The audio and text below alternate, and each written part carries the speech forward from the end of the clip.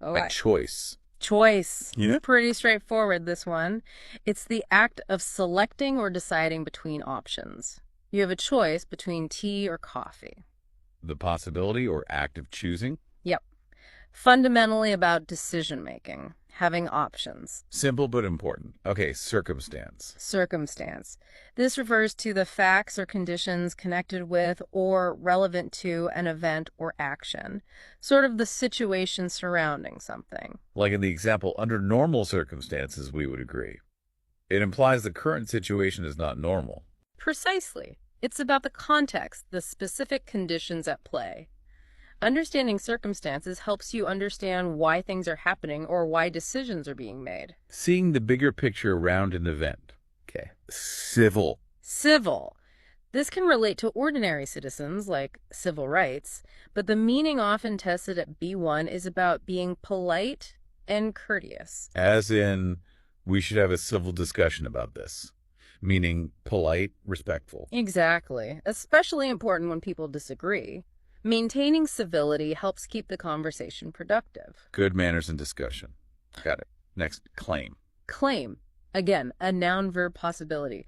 As a verb, it means to state or assert that something is true, often without providing evidence yet. He claims he saw a UFO. Okay, stating something as a fact, but maybe it needs proof. Right. And as a noun, it can be that statement, or it can be a formal request or demand, like an insurance claim, a demand for something you believe you're entitled to. So, asserting a truth versus demanding something owed. Need to watch the context. Always. Especially with claim, as it often implies something needs verification. Good point. Okay, classify. Classify. This means to arrange things into categories or groups based on shared qualities. Scientists classify animals into groups. Putting things into boxes, basically. Yeah. Organizing information. Yeah, that's the core idea. We do it all the time to make sense of the world. Libraries classify books. Biologists classify species. It helps create order. Makes information easier to manage. Okay, climate. Climate refers to the general weather conditions usually found in a particular area, averaged over a long period. So not just today's weather, but the typical pattern. The climate here is warm and sunny. Exactly. It describes the long-term atmospheric behavior. Of course, it's a huge topic nowadays with climate change, but the basic meaning is that long-term weather pattern. Right. More than just weather. Okay, nearing the end of our list. Collaborate. Collaborate. This means to work together with someone else or with a group to achieve something. The two companies collaborate on research. Teamwork, essentially. Yeah, working jointly. It emphasizes the co-part, doing it together. It often implies sharing ideas and effort towards a common goal. Very important in work and study. Okay, comment. Comment. Can be a noun, a remark, an opinion, a note. She made an interesting comment about the book. A spoken or written opinion. Right. And it can be a verb to make that remark or express that opinion. Would you like to comment on this issue?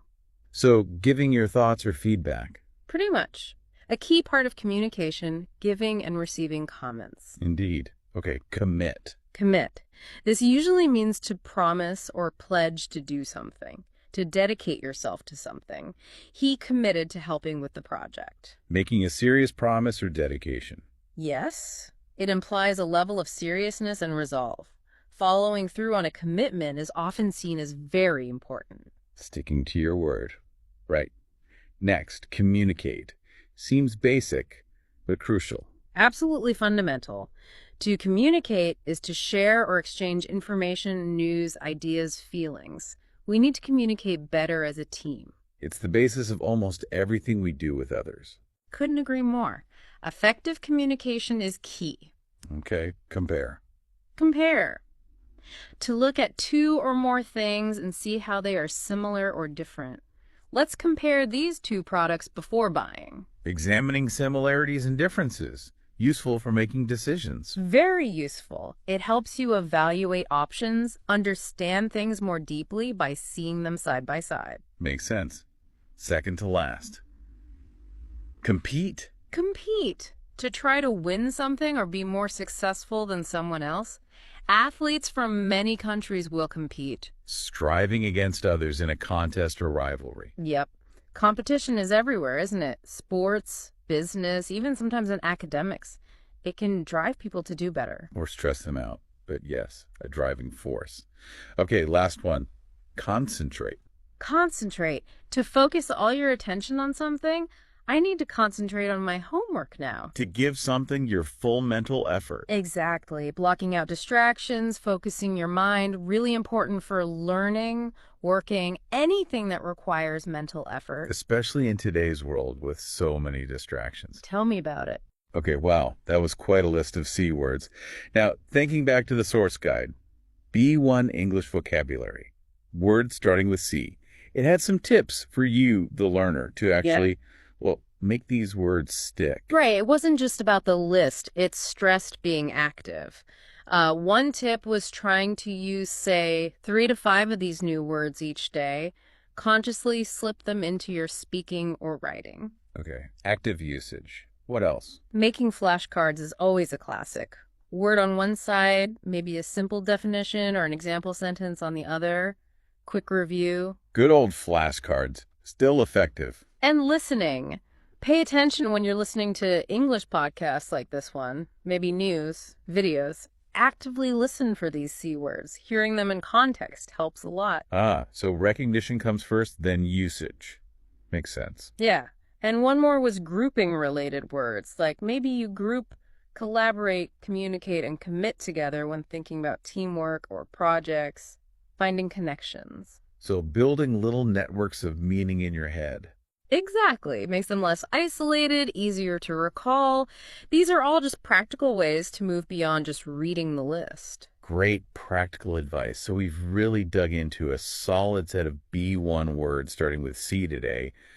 Hopefully this deep dive has shown you not just what they mean, but kind of how they work, the feeling they carry.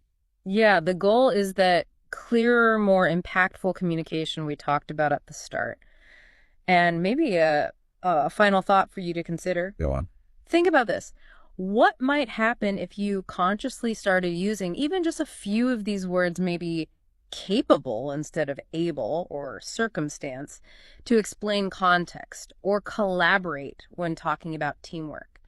How might that small shift change how others perceive your fluency, your understanding? That's interesting. Like subtle upgrades having a bigger effect. Potentially. What new insights or maybe even connections could come from actively working on this part of your vocabulary? It's a small effort, maybe, but the results could be quite interesting to see.